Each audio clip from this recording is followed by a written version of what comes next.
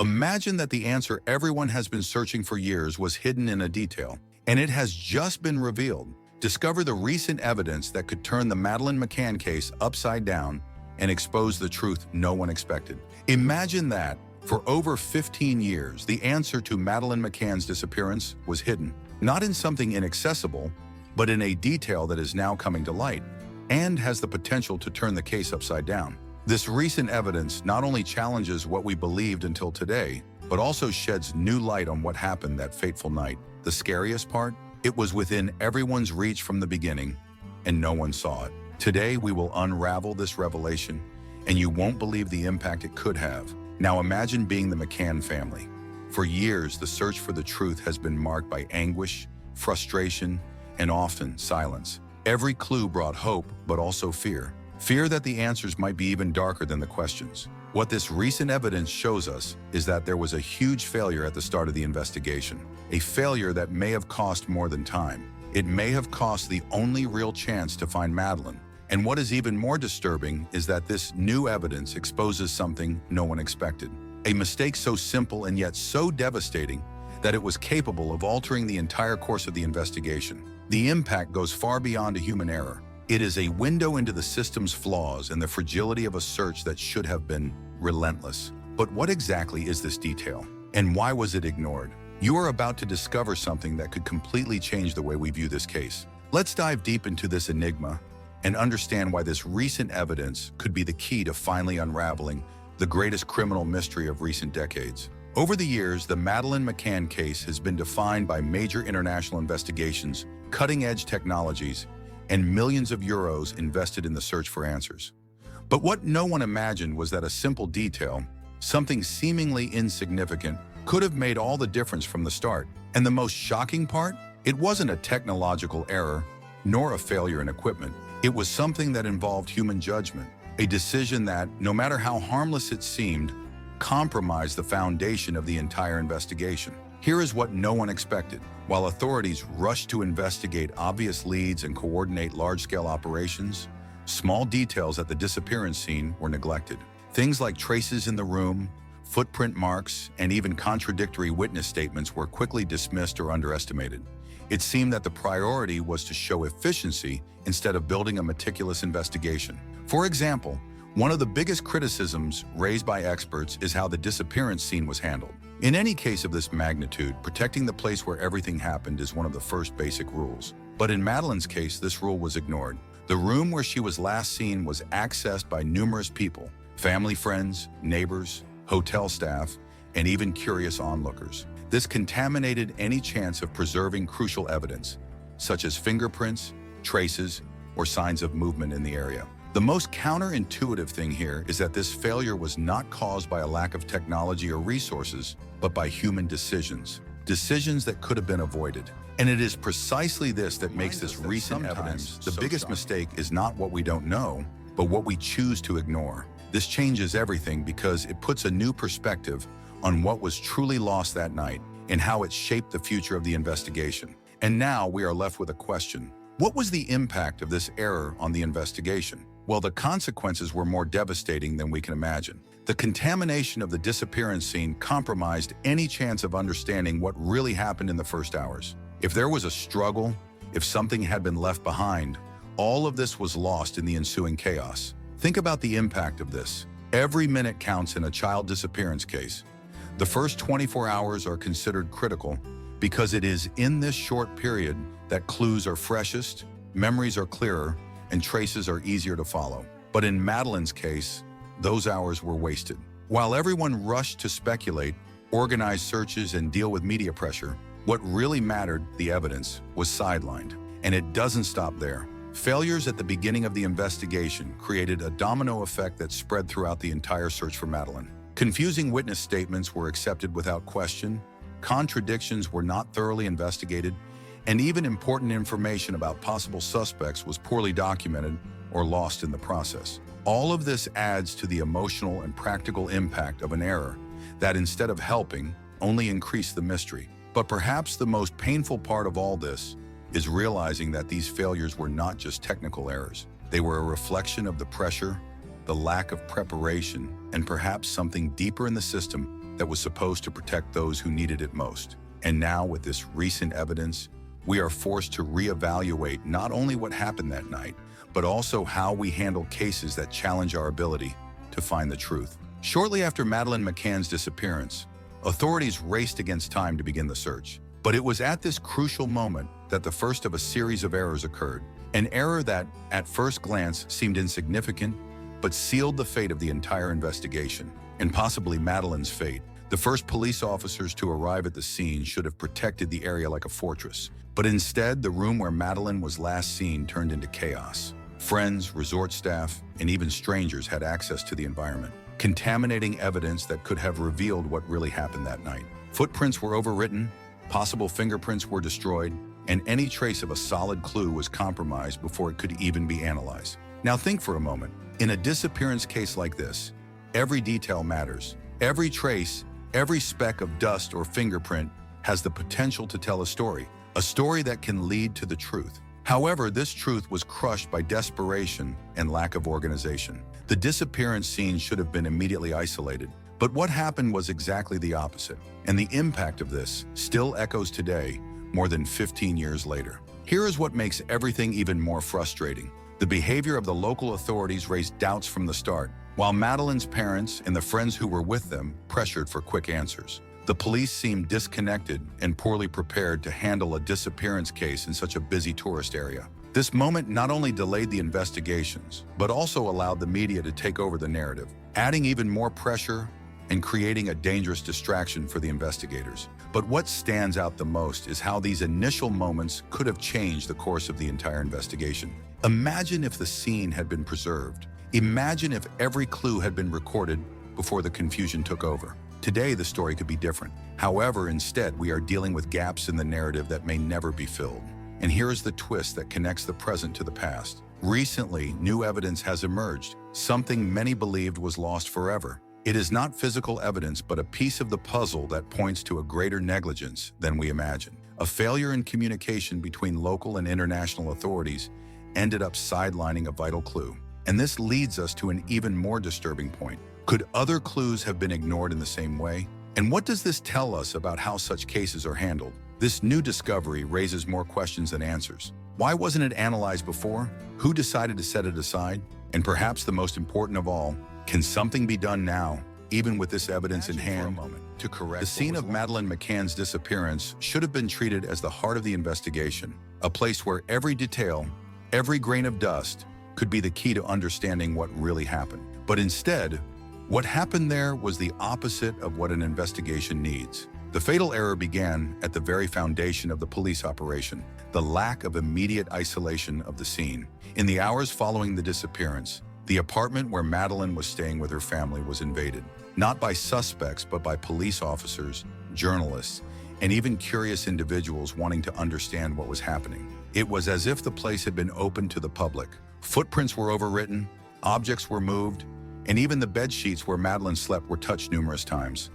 A scene that should have remained intact turned into chaos. And here's the detail that few know. The protocols that ensure the isolation of a crime scene are clear, but they were ignored. Police officers who arrived at the location not only failed to prevent the contamination of the area, but also contributed to it. For example, there was no detailed collection of evidence before the space was invaded by multiple teams. Later, the forensic experts would point out that many crucial pieces of evidence were compromised and possibly lost forever. The impact of this error was devastating. Imagine trying to assemble a puzzle where some pieces have been erased. That was the feeling investigators faced in the following days. And the error didn't stop there. Communication between the local police and other international authorities was, to say the least, disorganized. Important clues that could have been shared in real time were stuck in files for days, sometimes weeks. This gave the possible perpetrator an advantage they should never have had: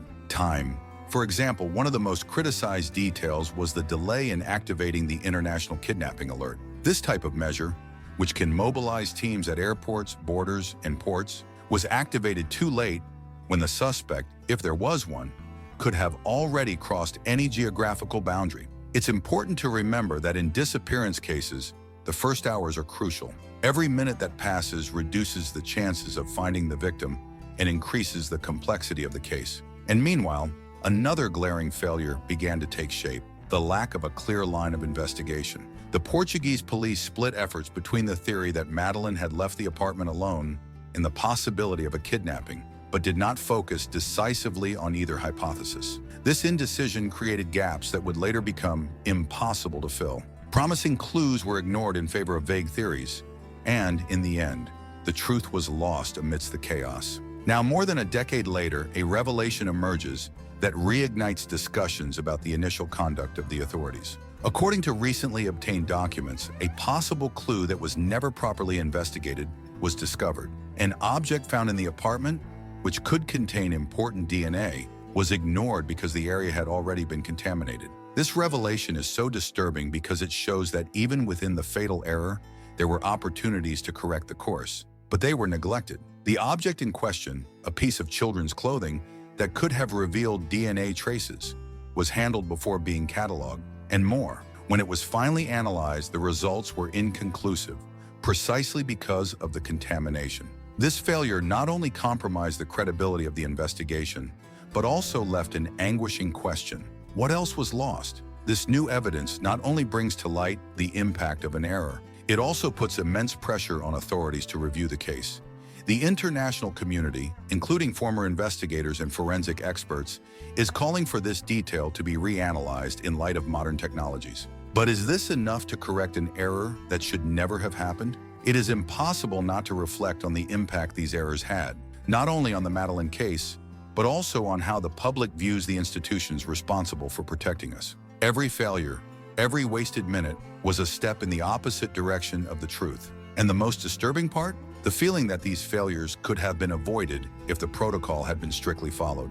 What remains now is a divided community. On one side, those who believe that new clues, like the mentioned evidence, can still bring answers. On the other, those who think the case is so compromised that the truth will never be reached. But regardless, one thing is certain: Madeleine McCann's disappearance is not just a mystery, it is a warning. A reminder that, in life and death cases, there is no room has always been a puzzle that has challenged the brightest minds in global police investigations. From the beginning, there was a feeling that something crucial was being missed. And now, with the recent discovery, we can finally begin to piece together in a way that makes sense. Remember when we talked about the possibility that small, almost insignificant details could hold the key to this mystery? Well, the recent evidence that has come to light may have been just that, the forgotten detail that, if it had been noticed earlier, could have changed everything. One of the pieces of evidence that has gained strength in recent months involves something many could have ignored: the email accounts associated with Christian Bruckner, the main suspect. For years, these accounts were seen as irrelevant, but new technological advancements have allowed investigators to analyze content that was previously inaccessible. The emails revealed a suspicious exchange of messages that raised dark questions about Bruckner's behavior before and after Madeleine McCann's disappearance. Among the messages, vague but disturbing references emerge, involving nighttime activities, unexpected trips, and an unsettling silence about the intentions behind each move. These email exchanges, according to authorities, also reference secret meetings in locations near Praia da Luz, where Madeleine disappeared. Even more impactful is the fact that some messages mention taking care of something that needs to disappear. While this may seem ambiguous, in the context of the entire case, such words take on devastating weight. But what really grabs attention is the mention of something buried, a detail that directly connects to a confession made to a former cellmate of Bruckner, who revealed that the suspect was concerned about the possibility of DNA being recovered from buried bones. Now imagine this. For years, an email was stored on a server, virtually forgotten, containing words that could have rewritten the history of this case from the beginning. The feeling of helplessness only grows when thinking that, if this had been investigated earlier, perhaps Madeleine would not be just a name on the list of unsolved mysteries. The implications are gigantic and raise a question we cannot ignore. How many other potentially crucial pieces of evidence were neglected due to human errors, bureaucracy, or limited technology? These emails, combined with Bruckner's confession to his cellmate, paint a scenario that places the suspect in an even more compromised position. The mention of buried bones, concern about traces, and the description of details that only someone involved could know are elements that, although not conclusive evidence, add layers to the mystery. As the cellmate himself revealed, Bruckner not only provided details of how he kidnapped a child, but also made a point of emphasizing how the plan was meticulously executed, a behavior that suggests not only coldness, but also a level of planning that challenges the initial investigations. The most disturbing part is how this evidence, which is now beginning to take shape, exposes the errors made at the start of the case. If investigations had started with a more incisive approach to the digital past of suspicious individuals, would Madeleine's disappearance have become the enigma it is today? It is impossible not to wonder how a simple oversight, the failure to thoroughly analyze the online behavior of possible involved parties, ended up delaying progress so much. But there is another point here that must be considered. These new developments also highlight the power of technological advancements that did not exist in 2007. Modern data analysis tools are allowing forgotten emails, deleted conversations, and old records to be recovered. This in itself opens a new perspective for the case, showing that maybe it is not too late to find answers.